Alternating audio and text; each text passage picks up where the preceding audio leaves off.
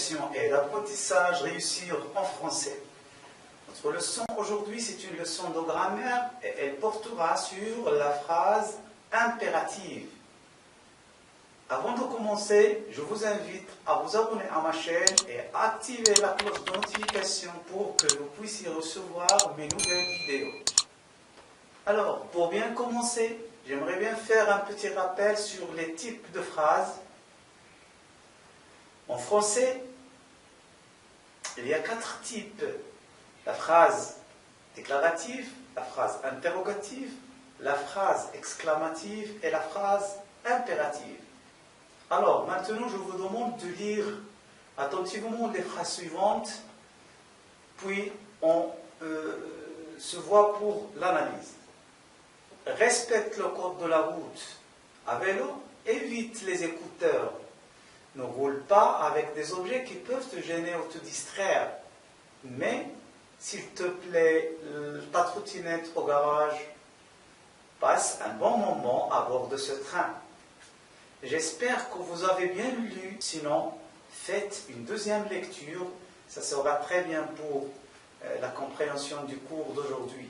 Et notez bien que pour bien étudier ces phrases, il faut faire attention. Nous devons nous concentrer sur 3 choses essentielles. Sur d'abord les verbes conjugués, le temps de la conjugaison. Numéro 2, sur la ponctuation. Numéro 3, sur le sens de chaque phrase, c'est-à-dire le message qu'on veut véhiculer à travers l'emploi de l'impératif. Alors, quels sont les verbes conjugués dans les 5 phrases? Bien. Respecte, évite, roule, mais, passe. On constate que tous ces verbes sont conjugués à l'impératif. La deuxième chose, la ponctuation. On voit que toutes ces phrases se terminent obligatoirement par un point simple ou un point d'exclamation. La troisième chose, le sens de la phrase. 1. Respecte le code de la route. Une phrase impérative. D'abord, parce qu'elle contient un verbe à l'impératif, elle exprime un ordre. Pourquoi? Parce que, au lieu de dire tu dois respecter le code de la route, il faut respecter le code de la route, ou encore tu es obligé de respecter le code de la route, on emploie l'impératif et on dit respecte le code de la route. Donc, cette phrase exprime un ordre. Passons maintenant à la deuxième phrase.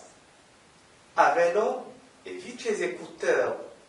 On a le verbe éviter à l'impératif.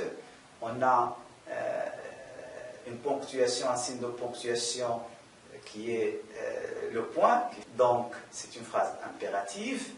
Elle exprime un conseil. Pourquoi? Parce que, au lieu de dire je te conseille d'éviter les écouteurs, ou bien il est conseillé d'éviter les écouteurs, donc on emploie l'impératif du verbe éviter et on dit évite les écouteurs. Donc la deuxième phrase exprime un conseil. Passons maintenant à la troisième phrase. Ne roule pas avec des objets qui peuvent te gêner ou te distraire. On constate qu'il y a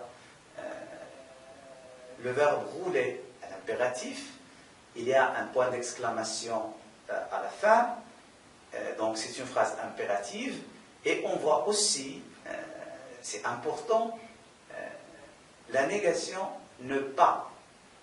Donc cette phrase exprime une interdiction.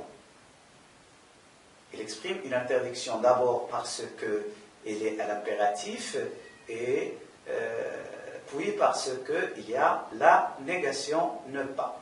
Donc une phrase impérative négative exprime obligatoirement une interdiction. Passons à la 4e phrase.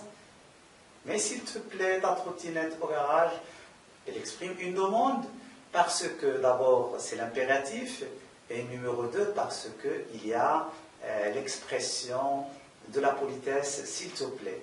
Au lieu de dire je te demande de mettre ta trottinette au garage, on dit mets s'il te plaît ta trottinette au garage. Passons à la 5e phrase.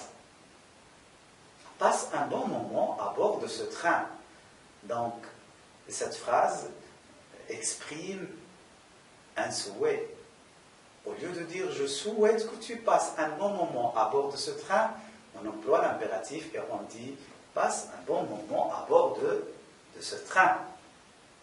Pour finir, élaborons ensemble un récapitulatif de cette petite analyse. Donc, qu'est-ce qu'on peut dire? La phrase impérative, c'est une phrase qui contient un verbe à l'impératif. Elle se termine obligatoirement par un point simple ou un point d'exclamation. Elle exprime un ordre, un conseil, une interdiction, une demande ou encore un souhait. Bien, l'essentiel dans cette leçon, c'est que la phrase impérative, c'est un outil, c'est une technique pour les textes injonctifs. Donc la rédaction des textes injonctifs se base essentiellement sur l'emploi de la phrase impérative.